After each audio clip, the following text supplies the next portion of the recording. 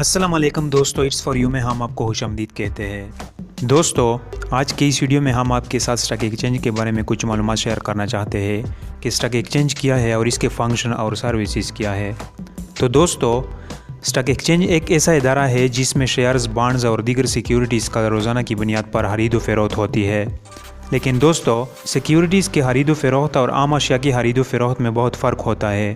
अशिया की सूरत में प्रोड्यूसर्स और कंज्यूमर्स खरीद व फरोख्त बजाते खुद करते हैं। मसलन सब्जियां और चावल ले लें, ये किसान अपनी मेहनत से उगाते हैं और फिर मार्केट में तो फरोशों के हाथों बेचते हैं, जहां से ये अशिया पर चंद फरोशों के हाथों आम सारिफिन तक पहुंचते हैं। लेकिन अगर बात सिक्योरिटीज़ की खरीद व फरोख्त की हो तो इसकी खरीद व फरोख्त का अमल एक मुख्तलिफ और अलग प्रोसेस है। यहाँ पर शेयर्स की खरीद व फरोख्त स्टॉक एक्सचेंज में इन ब्रोकरों या दलालों की मदद से होती है जो स्टॉक एक्सचेंज के मेंबर्स हों। इसके अलावा शेयर्स की खरीद व फरोख्त किसी और के हाथों हुआ वो इस फील्ड में कितना ही माहिर क्यों ना हो मुमकिन नहीं है। कंपनी के लिए स्टॉक एक्सचेंज में शेयर्स बेचने और खरीदने के लिए इसकी रुकनियत हासिल करना ज़रूरी है। स्टॉक एक्सचेंज का रुकन बनने के लिए स्टॉक एक्सचेंज से एक मखसूस तरीक़ाकार के मुताबिक रजिस्ट्रेशन फ़ीस हासिल किया जाता है, जिसके बाद इसको एक शनाख्ती कार्ड और एक मखसूस नंबर मिलता है और इसी तरह इसको स्टॉक एक्सचेंज में कारोबार का बाकायदा इजाज़त मिलता है।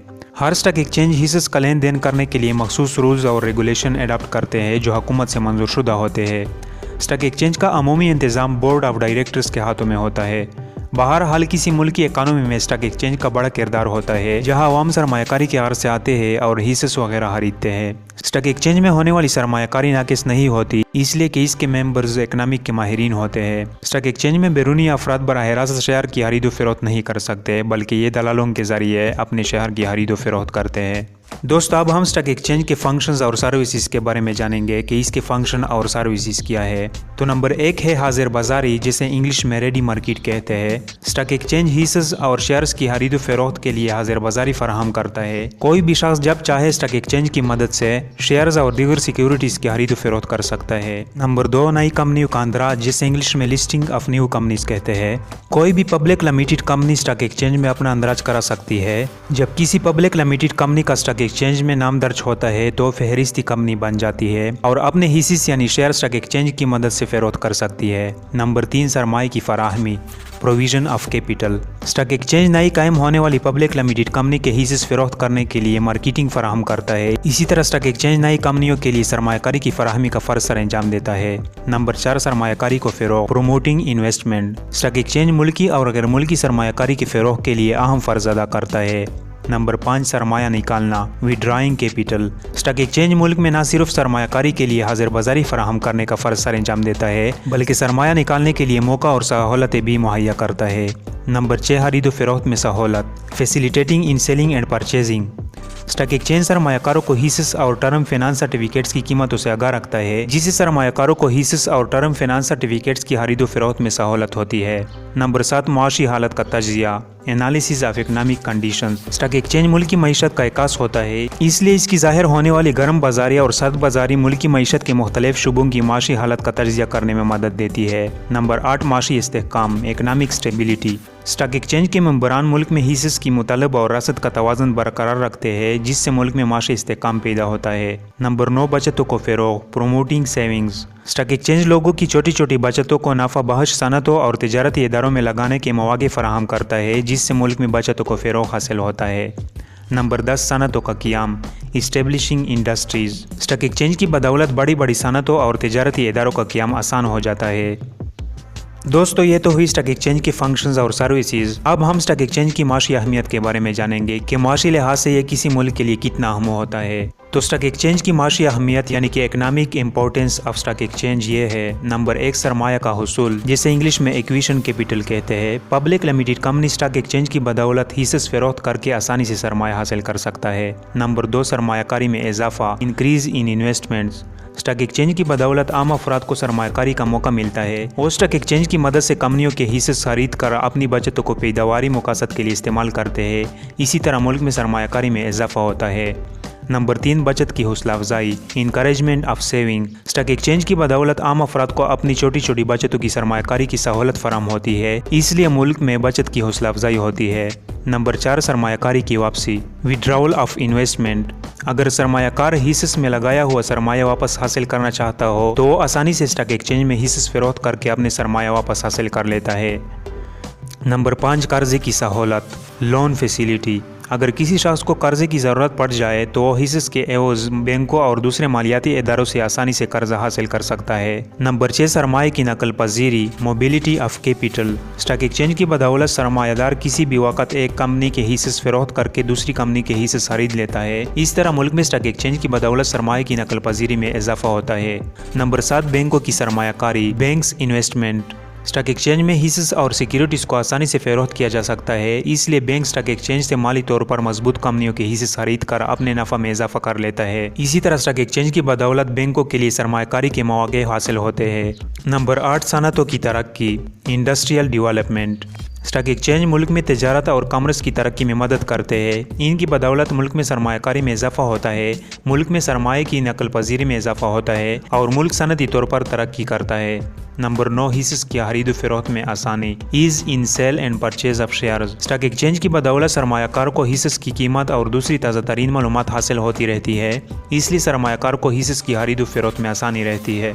नंबर 10, सरमाए का बेहतरीन इस्तेमाल, best use of capital. Stock exchange में हिस्स की कीमत का तयन तलब वरासत के बाहमी तवाज़ुन से होता है।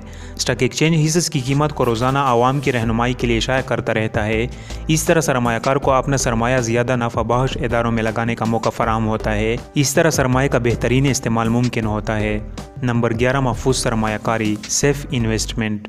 स्टॉक एक्सचेंज में हिस्स की खरीद फरोख्त कवायद व ज़वाबित के मुताबिक होती है। इसकी कार्रवाई शफाफ तरीके से होती है, इसलिए स्टॉक एक्सचेंज के ज़रिए की गई सरमायाकारी महफूज सरमायाकारी होती है। नंबर 12, आवाम का एतमाद, पब्लिक कॉन्फिडेंस।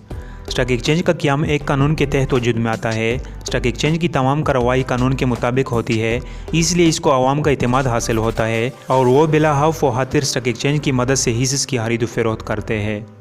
तो दोस्तों, ये तो हुई स्टॉक एक्सचेंज की मुआशी अहमियत। अब हम स्टॉक एक्सचेंज के अरकान के अक़साम के बारे में जानेंगे कि स्टॉक एक्सचेंज के अरकान के कितने अक़साम है और ये किस तरह के खिदमत सर अंजाम देते हैं। तो स्टॉक एक्सचेंज के अरकान के 2 अक़साम है। एक है दलाल, जिसे इंग्लिश में ब्रोकर कहते हैं, और दूसरा है कारगुजार, जिसे इंग्लिश में जाबर कहते हैं।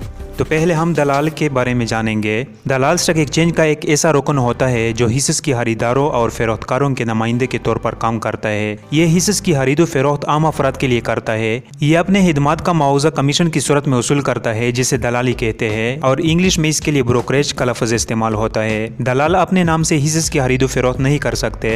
दलाल हिस्स की खरीद या फरोख्त करने वालों को ज़रूरी मालूमात फराहम करते हैं और इन्हें हिस्स में सरमायाकारी के मुतालिक मशवरा भी देते हैं। अगर हिस्स की खरीद या फरोख्त करने वाले दलाल को एख्तियार दें तो ये इनके नुमाइंदे के तौर पर काम करता है और हिस्स की खरीद व फरोख्त के लिए कारगुजार से रब्ता करता है। अब हम कारगुजार के बारे में जानेंगे।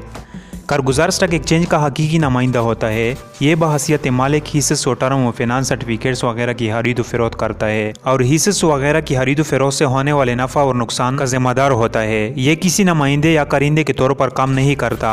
कारगुजार हिस्स की खरीद फरोख्त करने वाले गाहकों से बराह रास्त रब्ता नहीं कर सकता। दलाल कारगुजार और गाहक के दरमियान एजेंट के तौर पर काम करता है और मुनासिब कीमत पर हिस्स की खरीद फरोख्त के लिए कारगुजार से रब्ता करता है। कारगुजार आमतौर पर हर किस्म के हिस्स की खरीद फरोख्त का काम नहीं करता।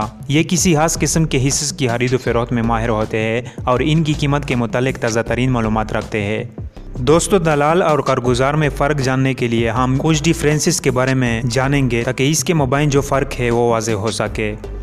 तो दलाल दूसरे लोगों के लिए हिस्स की खरीद फरोख्त करता है, जबकि कारगुजार अपने लिए हिस्स की खरीद फरोख्त करता है। इसी तरह दलाल दूसरे लोगों के नुमाइंदे के तौर पर काम करता है, जबकि कारगुजार मालिक होता है और किसी दूसरे के लिए नुमाइंदे के तौर पर काम नहीं करता। दलाल दूसरे लोगों के लिए काम करता है, इसलिए ये नफ़ा और नुकसान का जिम्मेदार नहीं होता, जबकि कारगुजार अपने लिए हिस्स की खरीद फरोख्त करता है। ये हिस्स का मालिक होता है, इसलिए ये नफ़ा और नुकसान का जिम्मेदार होता है। दलाल दूसरे लोगों के लिए हिस्स की खरीद फरोख्त करता है, ये अज़हूद सरमायाकारी नहीं करता, जबकि कारगुजार अपने लिए हिस्स की खरीद फरोख्त करता है, इसलिए यह अज़हूद सरमायाकारी करता है। दलाल अपने नाम पर हिस्स की खरीद फरोख्त नहीं कर सकता, जबकि कारगुजार अपने नाम पर हिस्स की खरीद फरोख्त करता है। दलाल का हिस्स की खरीद फरोख्त करने के ख्वाहिशमंद अफराद से बराह रास्त रब्ता होता है, जबकि कारगुजार का हिस्स की खरीद फरोख्त करने के ख्वाहिशमंद अफराद से बराह रास्त रब्ता नहीं होता। दलाल अपने ग्राहकों के लिए हर किस्म के हिस्स की खरीद फरोख्त करते हैं, जबकि कारगुजार हर किस्म के हिस्स की खरीद फरोख्त नहीं करता। ये सिर्फ खास किस्म के हिस्स की खरीद फरोख्त का माहिर होता है। तो दोस्तों ये तो हुई स्टॉक एक्सचेंज से रिलेटेड आज की ये वीडियो। अगर ये आपको पसंद आई हो तो इसको लाइक कीजिएगा। इसके अलावा अगर आपके जहन में कोई सवाल रह गया हो तो इसको कमेंट्स लिस्ट में कीजिएगा। इसके अलावा अगर अभी तक आपने हमारे इस चैनल को सब्सक्राइब नहीं किया है तो इसको सब्सक्राइब कीजिएगा ताकि नए आने वाली वीडियोस की नोटिफिकेशन आपको पहुंच सके।